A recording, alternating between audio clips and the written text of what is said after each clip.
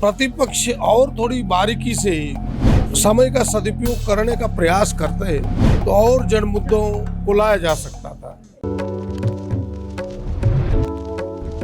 नमस्कार, आप देख रहे हैं देश टी न्यूज़ और मैं हूं आपके साथ गौरी रानी। इस वक्त हमारे साथ बात करने के लिए कांग्रेस विधायक प्रदीप यादव। सत्र का आज आखिरी दिन है, 5 दिन का छोटा सा सत्र था। क्या लग रहा है कितने जन मुद्दे उठ पाए सर?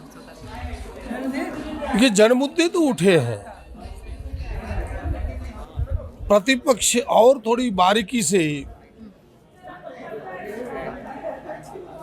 समय का सदुपयोग करने का प्रयास करते तो और जन मुद्दों को लाया जा सकता था। हमें लगता है कि उन्होंने बलजोरी करने का प्रयास किया, हो हल्ला करने का प्रयास किया, जिसके कारण जितने जन मुद्दे आने चाहिए वो तो जेपीएससी के मुद्दे, रोजगार के मुद्दे जन मुद्दे में नहीं आते। नहीं आया, लेकिन उसके तरीके वो ठीक नहीं है। तरीका उसके लिए विधानसभा की प्रक्रिया संचालन नियमावली बनी हुई है, उसके तहत आते भाई ध्यानाकर्षण है, तारांकित है, सूचना है, अल्प सूचित है, उन प्रश्नों के माध्यम से आते और उनका उत्तर मांगते। पहले दिन वो ध्यानाकर्षण इसी विषय पर डालते, सब लोग मिलकर के प्रतिपक्ष का, और फिर सरकार से जवाब मांगा जाता तो सरकार मजबूर होता है इन प्रश्नों का जवाब देने। इतने हो हल्ला की जरूरत ही नहीं होती। ये जो जेपीएससी के मुद्दे हैं, ये सड़क से सदन तक उठाए जा रहे हैं, तो जाहिर सी बात है कि ये जन मुद्दे तो हैं ही जिस पर सरकार को नहीं, उठाने का तरीका गलत है। हम कभी नहीं नकारते कि जन मुद्दे नहीं है, जिस तरीके से आना चाहिए। वैसे तो मुख्यमंत्री जी ने इसका उत्तर दिया ही, उनके हो हल्ला के बावजूद भी जो उनके ध्यान में बातें थी उन्होंने कहा है। तो मुख्यमंत्री जी ने तो कहा कि 75% जो है वो झारखंडी थे और 25% ही बाहर के थे। आप भी ऐसा मानते? नहीं, वो देखे होंगे, हमने तो लिस्ट देखा नहीं।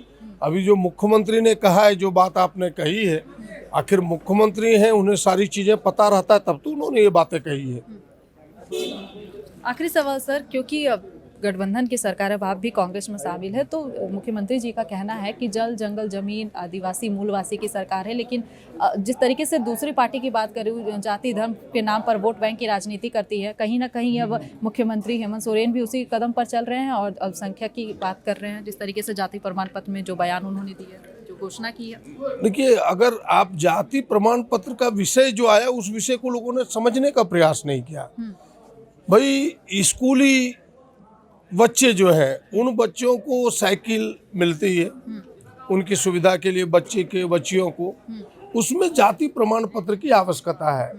उन बच्चों की सुविधा के लिए कि लोग झंझट में ना फंसे, टाइम किल ना हो, इसके लिए बस एक प्रावधान कर दिया गया स्कूलों में कि वो स्वयं लिखकर भी अपने जाति को दे देंगे, सेल्फ, तो उसकी मान्यता हो जाएगी। ये बच्चों की सुविधा के लिए है। तो अब आपकी सोच भी तो मिल जाएगी ना झारखंड की, उससे थोड़ा स्थानीयता नहीं मिलती, वो केवल साइकिल मिलेगा। कि वो जाति प्रमाण पत्र अगर आप बनाने जाते हैं तो पहला उसमें लिखा रहता है कॉलम में कि किस पर्पस के लिए, नौकरी के लिए या किसी और के लिए। तो ये केवल साइकिल के लिए है। ये आपको ना तो स्थानीयता उससे मिलेगा, ना तो जाति प्रमाण पत्र आपका बनेगा, ये केवल आपको साइकिल मिलेगा। उसमें से विपक्ष के द्वारा इस प्रश्न को दूसरे तरह से रखने का प्रयास हुआ, जिस कारण इसका रंग बदरंग हुआ, रंग ठीक नहीं रह पाया।